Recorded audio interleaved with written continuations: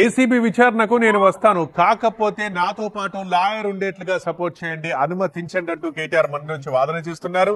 దానికి సంబంధించి ఈ రోజు హైకోర్టులో కేటీఆర్ లంచ్ మోషన్ పిటిషన్ కూడా దాఖలు చేశారు. ఇప్పటికే మనకు తెలుసు, ఒకవైపు సుప్రీంకోర్టులో న్యాయ పోరాటం చేస్తున్నారు కేటీఆర్, ఇప్పుడు హైకోర్టు తలుపు తట్టారు. మరోసారి హైకోర్టులో కేటీఆర్ లంచ్ మోషన్ పిటిషన్ దాఖలు చేశారు. ఈ పిటిషన్ ని తెలంగాణ హైకోర్టు అనుమతించింది విచారణకి. ఏసీబీ విచారణకి తనతో పాటు లాయర్ ని అనుమతించాలని కేటీఆర్ ఈ లంచ్ మోషన్ పిటిషన్ లో కోరారు. ఫార్ములా ఈ కేసులో A1 గా ఉన్నారు కేటీఆర్. యాక్చువల్లీ మొన్న 7వ తేదీనే విచారణకు వచ్చారు కేటీఆర్. ఆ లాయర్ ని అనుమతించకపోవడంతోనే ఆ రోజు ఎంత హైడ్రామా జరిగిందో మనకు తెలుసు. సో ఖచ్చితంగా నేను రానని చెప్పి తన విజ్ఞాపన ఏంటో ఆ రోజు అధికారులకు, పోలీసులకు కూడా చెప్పారు కేటీఆర్. ఇవాళ మరొకసారి ఇక దానికి సంబంధించి హైకోర్టు ద్వారానే వెళ్లాలని నిశ్చయించుకున్నారు. హైకోర్టులో లంచ్ మోషన్ పిటిషన్ దాఖలు చేశారు. తనతో పాటు ఏసీబీ విచారణకి లాయర్ ఉండాల్సిందిగా, అనుమతించాల్సిందిగా కోర్టుని కోరారు. కోర్టు విచారణకి ఆ పిల్ని అనుమతించింది, పిటిషన్ ని. మరి విచారణ తర్వాత కోర్టు ఏం చెప్తుందో చూడాలి.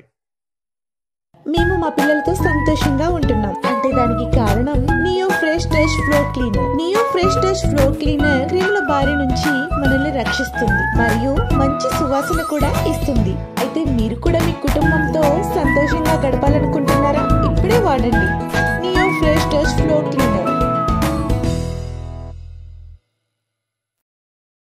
ఏసీబీ విచారణకు నేను వస్తాను, కాకపోతే నాతో పాటు లాయర్ ఉండేట్లుగా సపోర్ట్ చేయండి, అనుమతించండి అంటూ కేటీఆర్ మన నుంచి వాదన చేస్తున్నారు.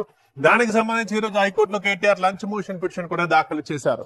ఇప్పటికే మనకు తెలుసు, ఒకవైపు సుప్రీంకోర్టులో న్యాయ పోరాటం చేస్తున్నారు కేటీఆర్, ఇప్పుడు హైకోర్టు తలుపు తట్టారు. మరోసారి హైకోర్టులో కేటీఆర్ లంచ్ మోషన్ పిటిషన్ దాఖలు చేశారు. ఈ పిటిషన్ ని తెలంగాణ హైకోర్టు అనుమతించింది విచారణకి.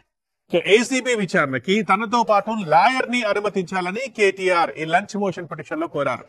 ఫార్ములా ఈ కేసులో A1 గా ఉన్నారు కేటీఆర్. యాక్చువల్లీ మొన్న 7వ తేదీనే విచారణకు వచ్చారు కేటీఆర్. ఆ లాయర్ ని అనుమతించకపోవడంతోనే ఆ రోజు ఎంత హైడ్రామా జరిగిందో మనకు తెలుసు. సో ఖచ్చితంగా నేను రానని చెప్పి తన విజ్ఞాపన ఏంటో ఆ రోజు అధికారులకు, పోలీసులకు కూడా చెప్పారు కేటీఆర్. ఇవాళ మరొకసారి ఇక దానికి సంబంధించి హైకోర్టు ద్వారానే వెళ్లాలని నిశ్చయించుకున్నారు. హైకోర్టులో లంచ్ మోషన్ పిటిషన్ దాఖలు చేశారు.